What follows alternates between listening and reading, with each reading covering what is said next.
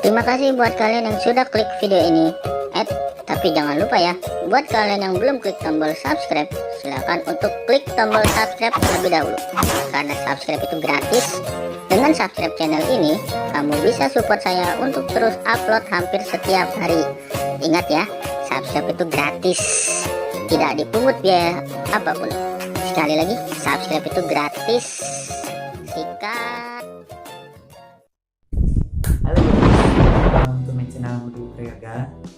Oke, hari ini kesempatan kali ini saya akan bahas atau akan curhat tentang kisah pengalaman hidup ya guys. A few moments later. Sebelum melanjutkan kisah cerita pengalaman hidup saya, gak ada salahnya kalian yang baru masuk atau baru mengenal channel ini klik subscribe di bawah ini, karena subscribe itu gratis buat kalian semua tanpa dipungut biaya apapun. Kalian udah klik subscribe, pertanda kalian udah support channel ini biar maju, dan semua orang pasti punya kisah dan punya pengalaman hidup. Kita jadikan inspirasi atau jadikan motivasi hidup, kisah hidup kita sendiri. Oke, di sini saya akan bercerita pengalaman hidup saya. Kisah saya, emang saya seorang dari keluarga kecil ya. Intinya saya pengen hidup mandiri dan pengen merantau ke kampung orang atau ke kota orang. Dulu saya susah di kampung.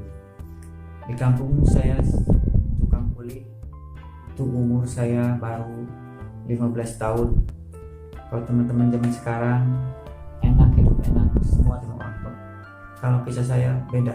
Dalam hati saya pengen mandiri. Saya gak mau nyusahin orang tua. Kalau pengen apa-apa saya selalu berpikir gimana caranya untuk mendapatkan apa yang saya inginkan. Dari manapun itu jalannya, yang penting asal halal buat saya. Waktu itu saya punya saudara di Bekasi, dan ini pengalaman yang kedua untuk merantau ke kampung orang. Waktu itu saya alhamdulillah mendapat pekerjaan termasuk di kantoran ya, namanya di tiket pesawat ya, walaupun waktu itu saya cuma sebagai messenger, tapi bagiku waktu itu sangat beruntung. Karena apa? Kalau di kampung susah banget pekerjaan guys, mendapatkan uang 1.000 aja istilahnya susah kalau bukan dari orang tua. Karena apa? Seumuran saya waktu itu belum bisa mendapat penghasilan. Tapi alhamdulillah waktu itu saya ditelepon sama saudara saya di Bekasi, nanya ke saya, katanya, "Di, mau kerja nggak?" Mau. Saya waktu itu udah punya HP, kan cerita saya yang pertama ya udah diceritakan waktu pengalaman pertama bekerja. Jadi pengen beli HP, itu HP-nya yang dipakai waktu ditelepon sama saudara saya itu. Jadi alhamdulillah udah bisa komunikasi melalui ponsel. Saya ditelepon dan saya datang ke Bekasi. Saya dibikinin surat lamaran sama bapaknya, kan saya belum punya pengalaman istilah lamar. Karena sekolah saya cuma SMP. Waktu itu dibikinin saya, terus saya tempel sama fotokop saya ya, ukuran 4x6 atau 4x4 ya, lupa lagi saya pokoknya. Saya bawa ke sana berkasnya, dan saya ditanya, di sini emang membutuhkan karyawan atau pekerja, tapi yang jujur, yang rapi, intinya jujur, niat bekerja. Kamu siap? Saya jawab aja langsung, siap Pak. Saya datang ke sini siap untuk bekerja. Apapun yang Bapak perintahkan, insya Allah saya akan lakukan, dan saya akan kerjakan dengan sebaik-baiknya.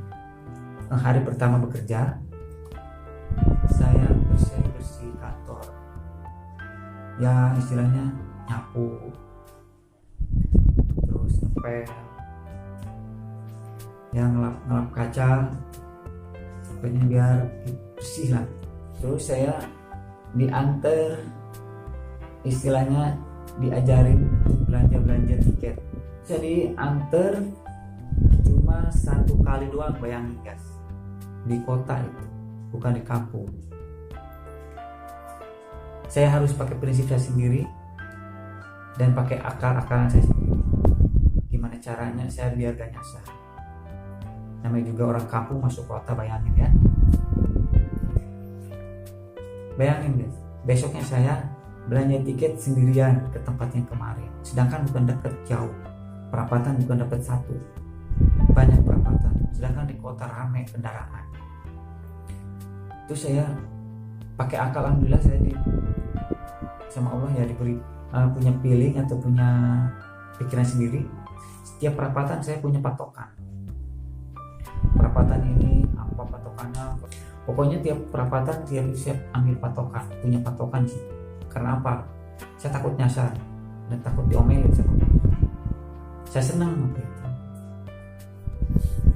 Terus singkat cerita, kerja situ saya, namanya juga kehidupan ya, ada pahitnya, ada manisnya. Kita lagi senang sama bos, kepake, kenilai baik, terus uang tip dari customer kalau nganter tiket ya. Pokoknya senang lah di situ, bisa bekerja, bisa dapat uang. Yang senangnya, yang manisnya, yang pahitnya itu, bayangin guys, gimana gelucunya. Perjalanan 1,5 jam, saya di motor suruh cepet, sedangkan jangan ngebut. Bayangin, gimana ngelakuinnya coba. Bawa motor, suruh cepet nyampe, tapi jangan ngebut. Coba. Saya situ heran, Bu, gimana mau cepetnya kalau gak bisa ngebut? Saya tanya ke dia, itu ibunya ya, pokoknya kamu cepetlah kata dia, jangan lambat, tapi jangan ngebut-ngebut, kalau celaka ntar siapa yang nanggung? Ya gitu pikirannya. Saya ya gimana mau cepat kalau gak ngebut? Saya sebisa mungkin saya ngejar waktu. Yang penting tepat waktu. Ya kalau gak ngebut ya gimana lagi? Terus saya ada pahitnya lagi guys. Itu yang tadi heran ya, bukan pahit, itu pahitnya. Itu sampai saya memohon-mohon. Kan suruh beli bensin saya ceritanya. Kan di kantor dulu jadi beli bensin itu enggak polteng-polteng kepong guys. Jadi pengalaman saya itu waktu kisah hidup saya bekerja di travel itu ya, belinya itu di jerigen. Jadi satu belinya itu 20 liter atau mungkin 15 liter, jadi nyetok di pusat itu nyetok. Pas saya beli bensin ngantri, ibu nelfon, di mana ada antri tiket cepet ya? Ya Bu, bentar lagi ngebut saya. Ya, pengen cepet kan otomatis ngebut kita. Ngebut, saya lagi apes gitu. Apesnya apa? Kan namanya dia baru-baru bekerja di kota ya, belum tahu situasinya bawa kendaraan di kota. Bawa motor di depan kan bawa bensinnya, kan biasa pakai helm, pakai jaket, siap untuk bekerja. Cus, kan ada mobil berhenti di depan, dia ngasih saya ke kanan. Dikira saya dia yang mau belok ke kanan, cuman dia masih lama tuh kata saya nyalip. Pokoknya pelajaran harus hati-hati membawa kendaraan. Pokoknya motivasilah buat kita biar semangat buat hidup kita. Habis itu singkat cerita, saya nyalip, ternyata dia ngasih yang mau belok di depannya, gak kelihatan ada mobil lagi, mobil sedan. Saya salip kencang, saya lagi apes ya, bemper depannya itu mobil sampai ponyok, terus motor acak-acakan saya, lampunya sayapnya pecah semua tuh, stangnya bengkok, step rem patah. Tapi saya alhamdulillah dilindungi sama Allah. Waktu itu saya sampai guling-guling, bensin tumpah-tumpahan, helm gak lepas dari saya ya, celana bolong-bolong saya, jaket bolong. Cuma alhamdulillah saya nggak luka. Nah itu kita makanya harus bersyukur sama Allah ya, karena selalu melindungi kita dimana kita lagi ada kesulitan. Saya kan takut pasti diomelin kata saya, kan suruh didenda sama Allah, sama orang tua, minta berdoa ya mudah-mudahan dimudahkan gitu, jangan disulit masalah itu. Mobil yang punya mobil kan pasti marah lah ya, tabrak. kita aja, misalkan mobil kita tabrak yang baru, pasti kita marah. Saya mohon dulu yang punya mobil itu, saya sampai berbohong waktu itu demi keselamatan. Pak, mohon Pak, saya bekerja baru 1 minggu, lihat motor saya juga acak-acakan, saya gak tahu misalkan kalau saya kayak gini, saya mohon dimaafkan Pak. Dia ngomel tadi, terus kemudian namanya dia kasihan sama saya, cuma dia kata dia lain kali bawa motor harus hati-hati. Terus saya acak-acakan motor, bensin cuma setengah, pokoknya bawa motor saya gini nih guys. Jadi kan biasa bawa motor gini begini, soalnya stangnya, bayangin tiap ada tiang telepon di pinggir jalan waktu saya kedokin sampai lulus lagi. Terus datang saya ke kantor, wah bayangin sama atasan, bla. Saya terima, soalnya saya salah. Sampai saya kena denda guys. Kerja saya waktu itu baru 20 hari. Pokoknya kena denda, tiap bulan saya potong gaji ngebetulin motor itu. Saya tanggung jawab, soalnya saya itu yang salah. Singkat cerita, saya berhenti dari situ bekerja bukan apa-apa. Saya di situ betah, seneng, walaupun misalkan bosnya galak, cuma saya waktu itu yang penting gimana caranya, intinya saya dapat uangnya. Kalau diomelin saya tangkap dari telinga kanan, keluarin dari telinga kiri. Yang penting ambil hikmahnya, ambil baiknya aja sih. Jadi pelajaran buat kalian yang ngalamin bisa cerita kayak saya, hidup kayak saya, jangan didengerin kalau bos ngomel. Kita terima aja, gak bakal ngomel kalau kita gak salah. Itu aja, kita ambil baiknya aja.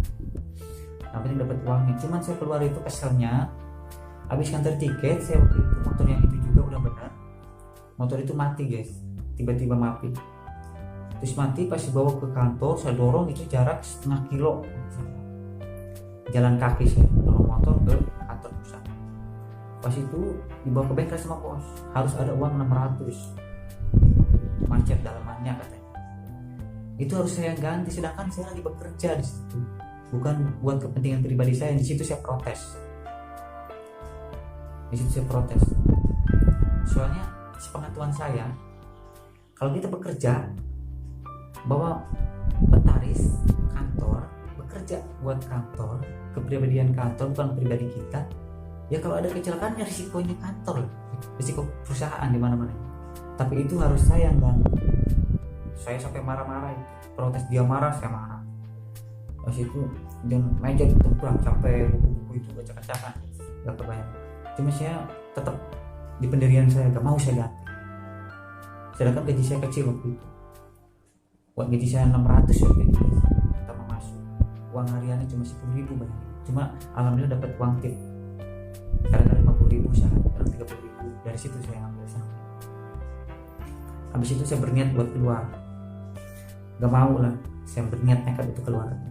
Pas saya keluar, saya udah pulang yang ke Banten, di Kebun Jeruk itu, udah nelpon lagi bu, ngomong buat balik lagi. Kalau masalah itu ntar ibu diskusi sama bapak, kalau masalah motor. Dia sebenarnya nyesal juga ngeluarin saya. Soalnya jujur aja guys, di situ jarang yang betah, soalnya galak bos. Cuma berisik saya gak takut sama galaknya. Soalnya kalau kita benar jujur baik, mungkin dia ngomel. Gitu. Cuman masalahnya itu doang, motor. Terkecuali dipakai kepentingan saya, minjem saya ke dia, rusak, saya baru nanggung risikonya. Tapi itu masih gak mau ya keluar. Nah mungkin bisa cerita hidup saya sampai sini aja ya. Apa bisa cerita kalian ada yang sama ceritanya, pengalamannya sama saya? Pengalaman saya seperti ini, kisah hidup, kisah pengalaman hidup saya. Oke, cukup sekian, mudah-mudahan sedikitnya ini cerita saya bermanfaat buat kalian, jadikan inspirasi atau motivasi hidup kalian biar semangat ke depannya. Oke, sekian, wassalamualaikum.